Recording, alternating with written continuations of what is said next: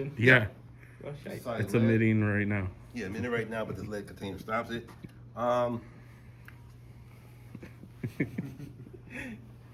It seems like it's dangerous things, but it's always around us anyway. It's like basically, I don't know. I would take this, set this to one. I don't know. I'll probably have a heart attack. I'll walk around campus and put it here, and you might find this might take a little bit for a banana, but definitely work for like sorts. But bananas that you eat are radioactive. If you go whole, I think, don't quote me on this, but if you get a whole bunch of them, they actually would set off a radiation detector at the Yeah. port. They're harmless, but I think I forgot. I'm not going to lie to you, I'm not a specialist in radioactivity in physics, but of course that's one of the areas we cover. Is So, it just safe because it's contained, or is it safe if you take it out? That's lead. just can't penetrate the The lead lead. is what stops Yeah. radioactive. Yeah, so if I particles take from this leaving. off, right, It's gonna start emitting. I would not eat this, right? Right? So if you eat it, I guess it's a gamma source. It might increase your cancer slightly, but if it's an alpha source, I think you definitely would. Because alpha can't travel that far, it stays inside your body. Crawford, can I ask you Yeah. to move over Okay. this way? Because Okay. I want to record this. Okay. And then if you're gonna be on this side, I just want to be able to see you. So,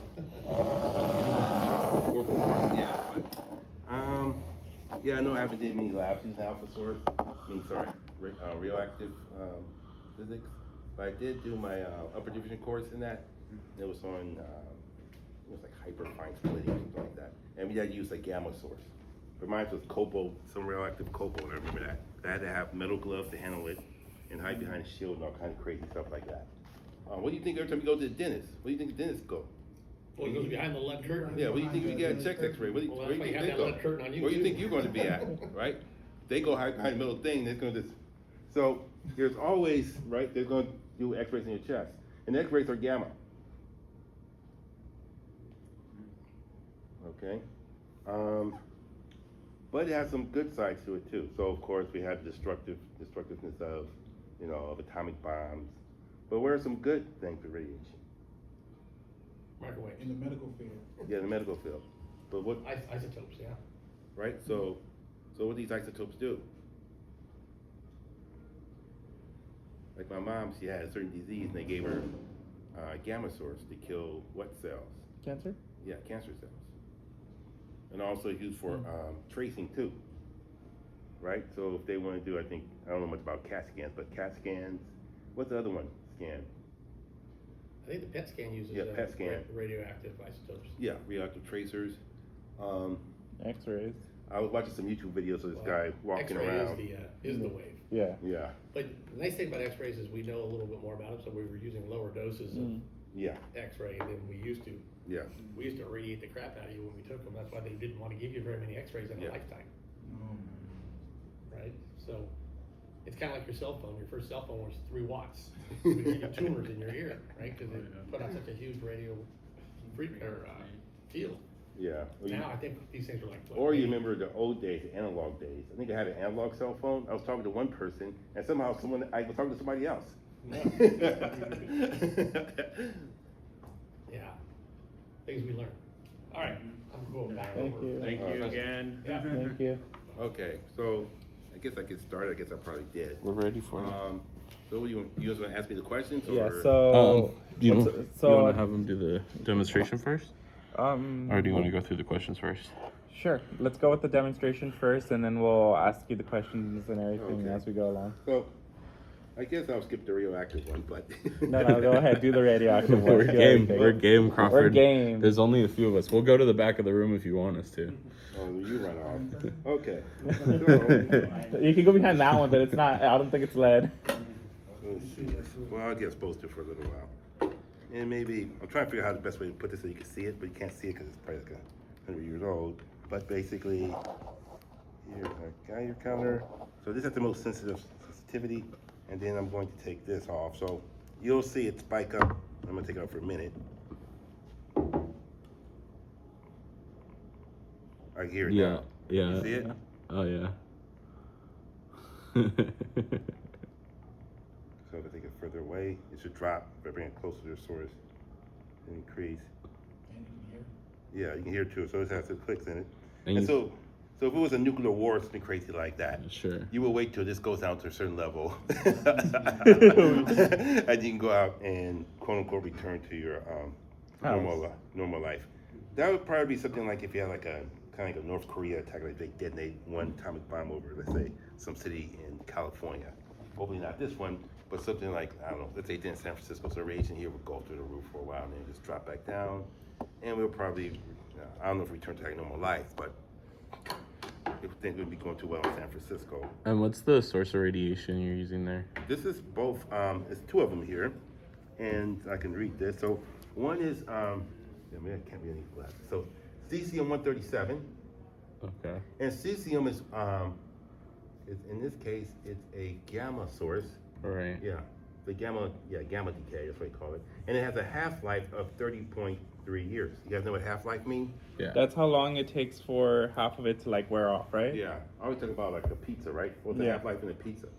I don't know, like like an hour? An hour. Well, I mean, Maybe half 30 pizza, we minutes, got an depending on hour, the brand. And then probably like that. So let's say it takes like, because let's say it takes like 15 minutes. So half was down 15 minutes, then it'll be a quarter left another 15 minutes. Keep getting smaller and smaller. Half-life Right? of a But let's say pizza. you don't want to be the last person taking the last piece of pizza, so you keep cutting it smaller and Right, smaller right. pieces. But you take half of it. So I come in, take half pizza for myself and take off. Then someone's, oh man. I take a quarter, then I take an eighth, and then 1/16, then they keep going and going. So there's always gonna be a little bit of the pizza left. It might be a strip of Adam's bite in it, but it's always be a little bit of the pizza left. So, I don't want to get into how the Geiger counter works, but this Geiger counter is practically from probably the 50s. So, you guys know when this college was founded? Oh no. 72. Well, 1949. 49. Okay. So what happened like in the 50s? Or actually maybe late 50s. Red Scare. Yeah, so what else happened? They launched this thing called Sputnik. Sputnik, yeah. Mispronounced everything around here. And I think it's still clicking. I still hear clicks from it. Yeah, it's still going. Yeah. It's still reading. So it should not go to this lab, but it might be also, it might just have some, In the air. yeah, just some background radiation. Probably pretty small, but. We're all getting radiated right now. I love it. Yeah. Oh well. What's Yeah, a little still. extra? I'm kind of curious. Yeah, I'll see if I walk further enough away from this.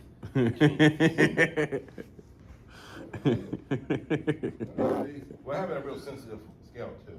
It drops a little bit if I go very far away, but things like metals, you can have rocks that have like radioactivity to them. So it's all over the place. We don't really just talk about it and think about it. Yeah, the rocks that we built this building on. Yeah, I think there's a. If you go down to, I have to find it too. Maybe I just need to steal this and use it. Seal Beach. Supposed to be some radioactive part of Seal Beach. I have to go find that part. But anyway, I digress. And so, alpha beta source. So this is nuclear physics here, generally. And then we have old Sparky. Let me put this back over here. Yeah, get this out of the way. So the reason I call it old Sparky is that before we built our society on electricity and magnetism, they used to use it for magic. So back in the 1600s, 1700s, believe it or not, they developed, the 1700s, 1800s to say, they developed a lot of theories for electricity and magnetism, but it had no application, right? So this is, this could be an application. They call these things Leyden jars or Leyden jars, Swedish, so I don't know which one, but one of those guys. And what it does is stores charge. So if I go and use this hairbrush, right?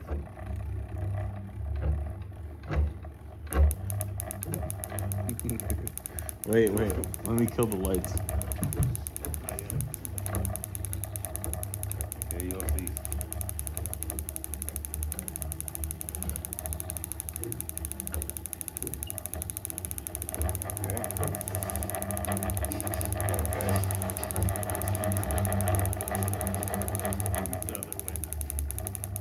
Might still be something stored in here. So if I kept them far enough apart, I can store it in here. Let me see if it works.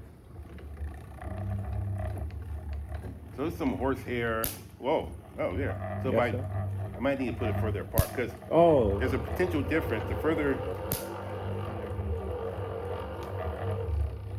Right? So you hear that loud spark? Let me see if I bring it together. Oh, shit. Okay, I think it's at the last one. So that's how many volts do you think that is? I give you a hint. How many volts does it take to break down air? It can because air is very good insulator, except that if you have a high enough potential difference between these two. 100. No, I think 10,000 volts or 20,000 volts. I think 20,000 volts. Damn, so if you touch that, it's gonna hurt. Yeah. Yeah. Well, I mean, technically it's a taser also. Yeah. So that's what I was trying to get We'll Eric to zap do, you. but he wouldn't do it. Who will zap you? And now I'm discharging it, so you bring it together. You're trying to get Arias to touch it? Yeah. Let's call Arias. Get him to hold on to Once it. it's discharged, right? So it won't kill me anymore. Yeah. So the charge is stored in here. So if I think I'm very far apart, right? Oh, Now- you can cause it to jump that distance? If it jumps that, then we're in trouble. Yeah, right? It'll jump right here. Yeah, it may jump to me. So maybe I have to stand behind It'll it. just, yeah, it'll jump to your I don't hand, love that but I'm it like jumps right in there. front of it. Well, they say like We in law do, but it enforcement. hurts. Oh, it's really class- building.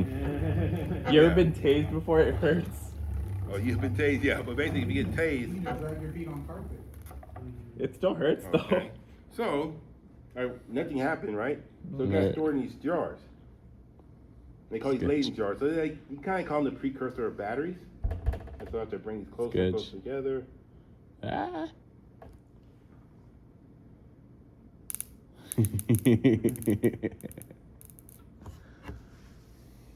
Okay. So, of course, after they did it this way, so it's like the precursor to the battery. I shouldn't call it precursor, but it's almost like a precursor to the capacitor, compared to. A battery has chemical processes that produce the voltage difference.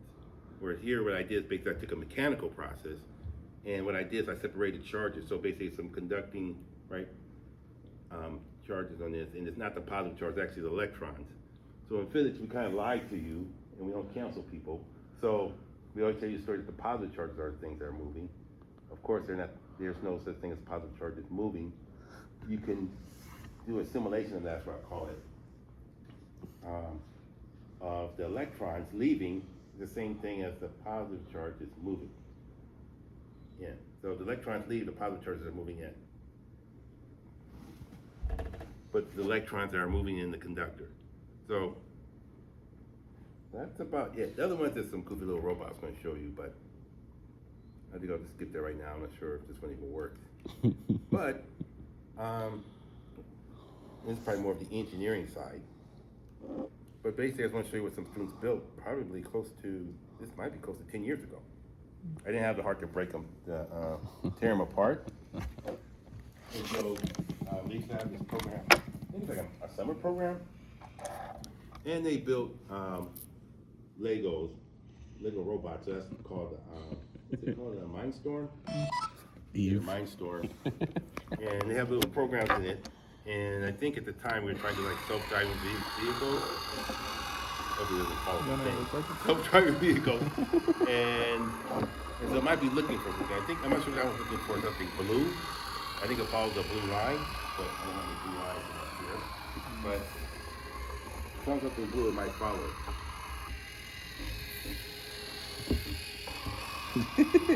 Very cool. This one is fast, yeah. This does have blue on it. Follow it right off the, yeah, it's tried to. It's tried to. Yeah, but you have to match the same color. It has a little LED light on it. I think it's looking for a certain color. And it's at the bottom. See that little LED right at the bottom? Yeah. I figured it.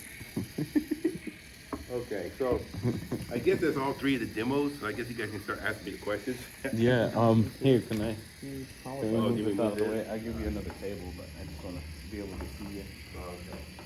Well, great. There's the high podium. Do you want a seat or?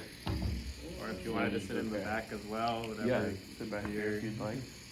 I don't know, maybe. That way you have something to hide behind. Don't knock it Yeah. off for now. The mic is on too. Oh, the mic's on? Yeah. Oh. 1, 2, 3. Okay. Oh, they all just test them.